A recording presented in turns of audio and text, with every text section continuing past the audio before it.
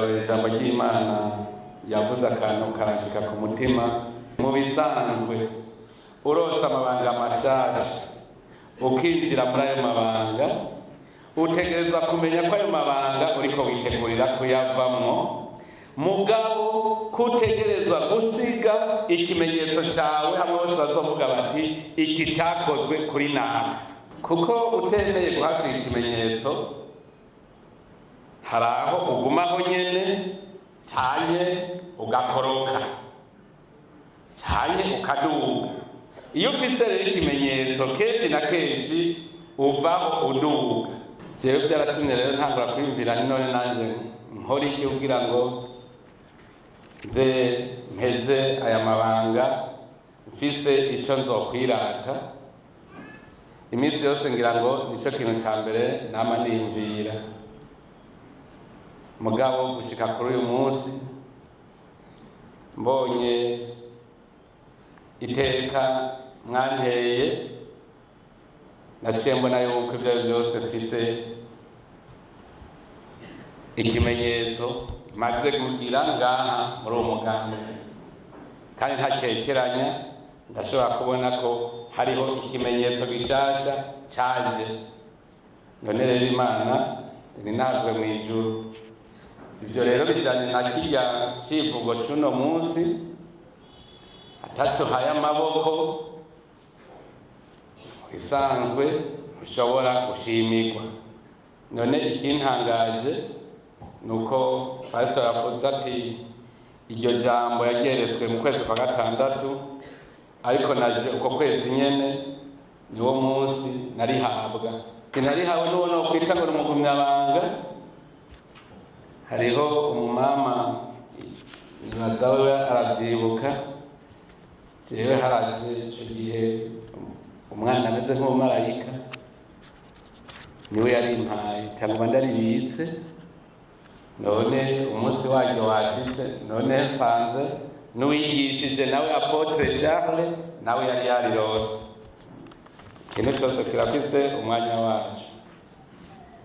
Bishitse muri uko kwezi kwiza cyane, kuko uko kwezi ni ukwezi kudasanzwe mu buzima bw'igihugu cyacu ndetse no mugambwe iwacu, kuko ni ukwezi gutamanzura ikindi kiringo, iyindi ntambwe y'umugambwe CNDD-FDD. Ndahimbawe jewe ku bwanje kubona iyo ntambwe tugezeko, ndi mu ba mbere bari imbere kugira ngo iyo ntambwe tutangure kuyigenda. Nkongera ndashimira Imana kuko ndazi neza ntakekeranya yuko n'intambwe za mbere zatanguye mu rugendo naho nyene nari ndimwo. Ivyo rero nkabinezererwa cyane. Iyo ubonye ikigushikiye mu bwitorero umuti nuce wishimikiza amateka ya kahise kawe. Nk'ubu turiko turaraba iyo ntambwe turyatujeko, hariho benshi bayishobora gutera ubwoba. Iribatera ubwoba kubera akahise baba barabonye iyo hageze amatora, ugasanga baragize ubwoba. Mugabo twebwe abagumyabanga, kubera tuzi muri ako kahise ibihuhusi bikomeye vyaza bikomeye cyane, hanyuma tugaca tubivamwo amenya twigira neza, turishagira ubwoba. Twebwe rero amateka y'akahise kacu n'amateka twaciye mu bihambaye bikomeye cyane.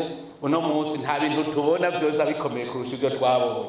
Uwo rero tutari kumwe ngo abari wabona biraba akabona ingene tubivamwo, naturabire ko acareka kugira ubwoba canke amakenga yakazoza. Naturabe mu maso twebwe.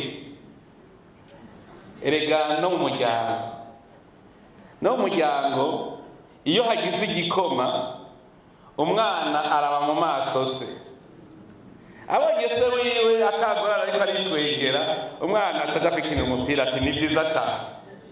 Mugakazobona se afise ubwoba mu maso, umwana agira ubwoba kugwiza gatanu.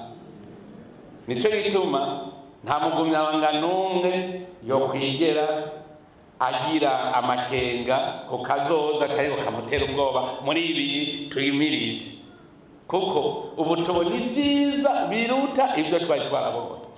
Twebwe ubu turi mu bwiza gusa, turi mu bwiza gusa, nta nkeka irimo iboneka, kuko imitego yose yari yarishe Burundi, yari yatuzingamitse, iyo mitego yose ubu niho tubona yuko yateguwe kera. Abantu benshi ntibiha umwanya wo kubona icyari cyatuzingamitse.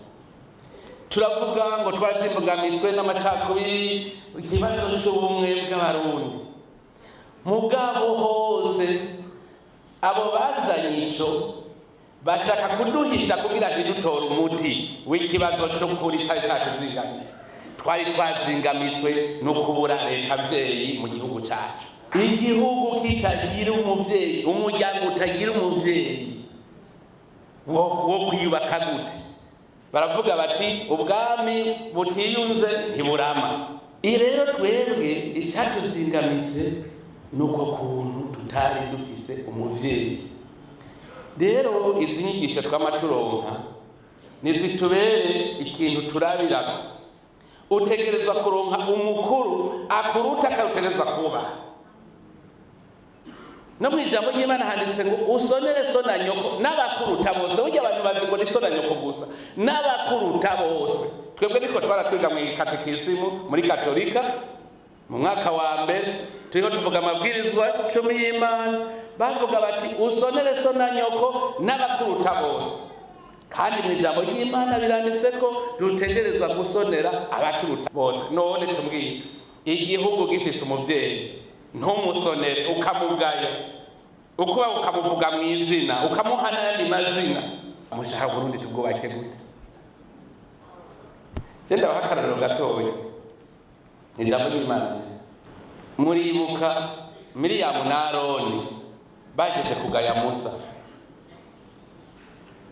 Musa yakoze ibyo batifuza ko yokoze, kubera umugore arongoye ari umunyamahanga.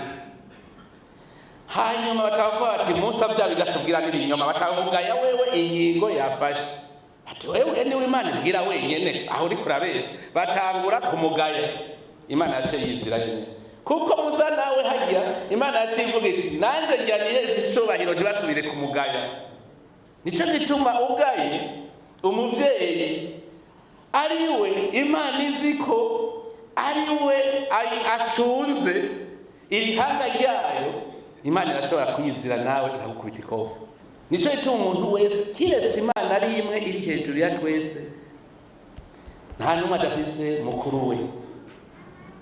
Na Musa muribuka akekeranije gusa, Imana yamubwiye ati wewe ubangura inkoni gusa, agaca kubita ibuye, amazi yaraje mugabo. Imana ivuga iti wewe nawe uburafashe igihano, kuko Musa yagaye shefu wiwe. Hajya twame tumenya ikintu cyitwa kugamburukira abaruturuta bose. Imana iratunganya ibintu, nico yituma iyo ubonye igihugu gitunganije ubaha. Abantu benshi barabirega ko ntibigere babimenya. Ngaho iyo tuje tuba tuje kwiga kugira ngo tugendere mu buntu, tumenye yuko uri ndongozi utegerezwa kumenya icyo ujejwe. Indongozi yose itegerezwa kumenya icyo ijejwe. None ko Imana n'umuvyeyi, uri munsi abaye umuvyeyi, mbere kuko wewe uri munsi y'uwo wundi udashaka kuba umuvyeyi wakijya gisata uraba, ni ukibazo. None murazi nk'ubu abantu bafise imitima mu mitwe, abafise imitima ihagaze ubu n'abantu bazi ko atatu bamaze muri serivisi bari barimo. Mugo ufite ico iratavuga ati je ndashaka ntahe nakabazo kanyemera ko mugabe yuzi ko akora ikiri bamwe wari ujejwe kubera umuvyeyi utahujane. Ariko kibazo nico gituma mwene iki n'igihe rero utuvuga uti rega ndabe akahise kaje amateka yaje. Aha ndiko ndabakebura kuko ubu tugira twinagure.